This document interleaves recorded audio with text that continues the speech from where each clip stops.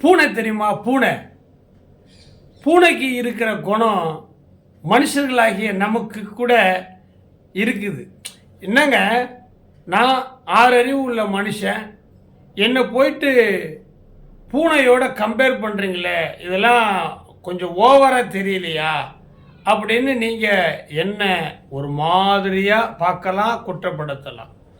ஆமாங்க, பூனை கண்ணை மூடிக்கிட்டு உலகமே இருண்டு போச்சுன்னு நினைக்கும். அதுபோல் சில மனுஷர்கள் கண்ணை மூடிக்கிட்டு என்னென்னமோ தப்பு செய்கிறாங்க, என்னென்னமோ பாவம் செய்கிறாங்க, ஆனால் அதை யாருமே பார்க்க மாட்டாங்கன்னு நினச்சிக்கிட்டு இருக்கிறாங்க. ஒரு சம்பவத்தை உங்கள்கிட்ட சொல்லட்டா? பூனை ஒரு நாள் பக்கத்து வீட்டில் திருடுறதுக்காக போனது.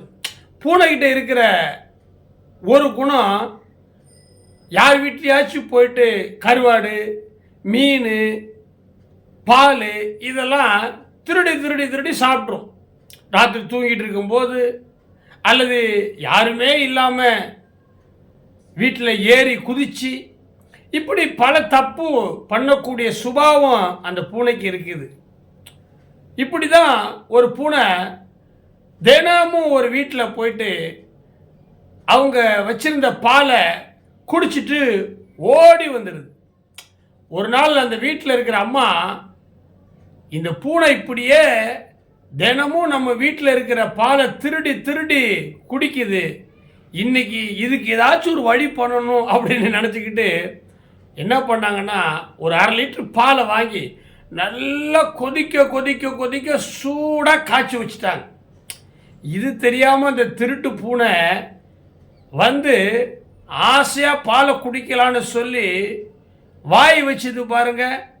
பாத்திரமும் சூடு, பாலும் சூடு, வாயை சுடுகுச்சு, வாய் வெந்து போச்சு. பின்ன பூனை அங்கே இருக்குமா?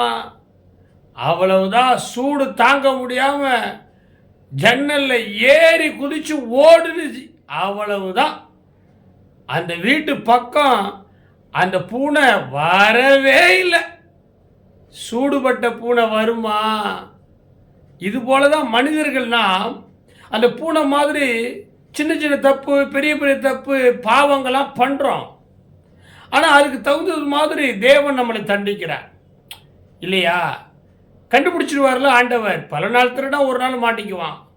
பூனை சூடுபட்டு திரும்பி வராமல் போச்சு. ஆனால் மனுஷனாகிய நாம் என்ன செய்கிறோன்னா, திரும்ப திரும்ப திரும்ப திரும்ப அந்த பாவத்தை தப்பை செஞ்சுக்கிட்டே இருக்கிறோம்.